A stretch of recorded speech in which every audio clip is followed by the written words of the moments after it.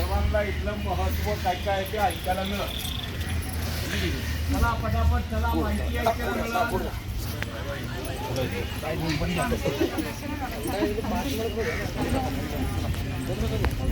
Timing बंद.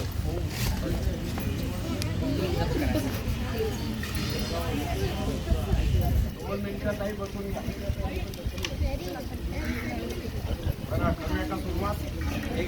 रामकृष्ण हरी. रामकृष्ण हरी. ऐका, लक्षात घ्या. हे जे झाड आहे, या झाडाचं नाव आहे नांदरू. हे झाड तुकाराम विजयच्या दिवशी दिवसा भरावरून 5 मिनिटांनी आपोआप बनल्या जातं. म्हणजे फाल्गुन वद्य द्वितीया होळी पौर्णिमा झाल्याच्या नंतर 2 दिवसांनी तुकाराम बीज असते.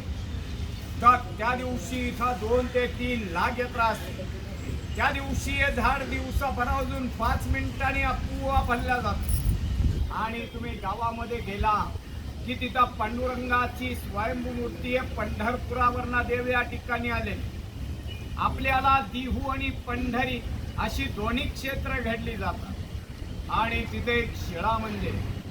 शिळा मंदिर म्हणजे असं की ज्या वेळेला रामेश्वर भट्टांनी इंद्रायणीच्या डोहामध्ये ग्रंथ बुडवले त्या ठिकाणीतनं एक मैलावरती यावं. परंतु तिथली शिळा, त्या शिळेवरती तुकाराम महाराजांनी 13 दिवस पोषण केलं.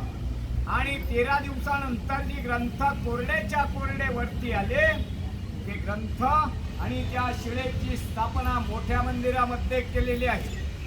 आणि मोठ्या मंदिराच्या बाहेर निघालं की उजवी हाताला राहतेगार जन्मस्थान. आणि एक ना एक 3 मैलावरती एकांतात भजन करण्यासाठी जात होते. तो भंडारा डोंगर इथना 3 मैला यावं.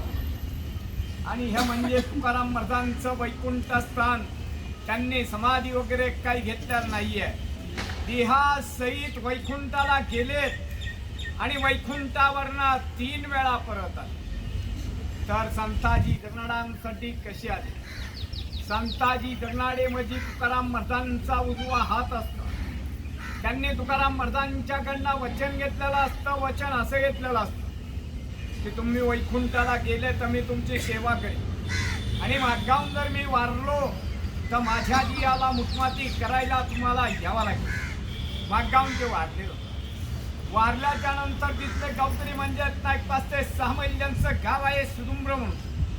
तर तिथले गावकरी खड्डा वगैरे खणतात, प्रेत काढायचा प्रयत्न करतात. प्रेत काय काढले जात की आपोआप ज्या वेळेला तुकाराम महाराज वैकुंठावरनं खाली येतात आणि एक बंदरवर माती टाकतात, त्याच वेळेस ते प्रेत काढले जातात. तसेच ते निळोपर आहे. नगर जिल्हा पारनेर तालुका पिंपळनेर त्यांचं गाव. त्या गावावरनं ते इथं येतात. येथं आल्याच्या नंतर तुकाराम महाराज वैकुंठाला गेलेले असतात. तर त्यांचं असं म्हणणं असतं, तुकाराम महाराज मुलीसाठी वैकुंठावरनं खाली येतात, संताजी जगनाडांसाठी येतात, तर माझ्यासाठी काय येऊ शकत नाहीये. मी त्यांचा शिष्य आहे म्हणून ते या झाडाखाली बसून 42 दिवस पोषण करतात. तर त्यांचे इथं 42 दिवस पोषण पूर्ण झाल्याच्या नंतर त्यांना स्वतः पांडुरंग भेटतात. ते पांडुरंगाला अभंगाद्वारे असे म्हणतात, येथे तुझा लागी बोलाविले कोणी प्रथुल वाचून आला शिका, नेडा म्हणे आम्ही नवोळखीचे देवा प्रियाचा धावा करतो. मी तुकाराम महाराजांचा धावा केलेला आहे, तुझा धावा केलेला नाहीये. तुला मी ओळखत नाहीये, तू इथे आला कसडे असे निळोपर आहे पांडुरंगाला म्हणतात. नंतर पांडुरंगाला प्रश्न पडतो, तुकाराम महाराजांना वैकुंठावरनं खाली पडवतात. तशीच त्यांची मुलगी भागीरथ. तुकाराम बीज झाल्याच्या नंतर 3ऱ्या दिवशी रंगपंचमी असते. वडील वैकुंठाला गेल्याच्या नंतर ती 3ऱ्या दिवशी सासरीवरनं येते. वडील बिगर विचारता वैकुंठाला जातात. म्हणून ती आपल्या देहाचा त्याग करून आत्महत्या करायचा प्रयत्न करतात. तर त्यावेळेला आत्महत्या करायचं साधन म्हणजे इंद्रायणीच्या डोहामध्ये उडी मारणे. तर ती इंद्रायणीच्या डोहामध्ये उडी मारते. उडी मारल्याच्या नंतर पांडुरंग स्वतः मत्स्य अवतार धारण करतात आणि तिला ते वरचेवर तारतात. तारल्याच्या नंतर रंगपंचमीच्या दिवशी मुलीची आणि तुकाराम महाराजांची भेट होते. बस मी तुकाराम महाराजांच्या घराण्यातला इथला पुजारी. माझी स्वतःची 10वी पिढी चालू आहे. इथे तुकाराम महाराजांना पांडुरंगाला नैवेद्य करून रोज सकाळी महापूजा केल्या जाते. काय आपली इच्छा असली दक्षिणा दिली तर घेतली जाते, नसली तर जबरदस्ती नाहीये.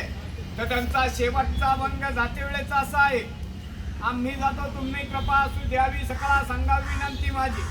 वाढ वेळ झाला उभा पांडुरंगा वैकुंठा श्रीरंग बोलावितो. अंता कडे भेटू अम्मासी पावला कुडीस वैत झाला गुप्त. बोला तुकाराम महाराज की जय. काय इच्छा असते यथाशक्ती नैवेद्यासाठी दक्षिणा देऊन जा.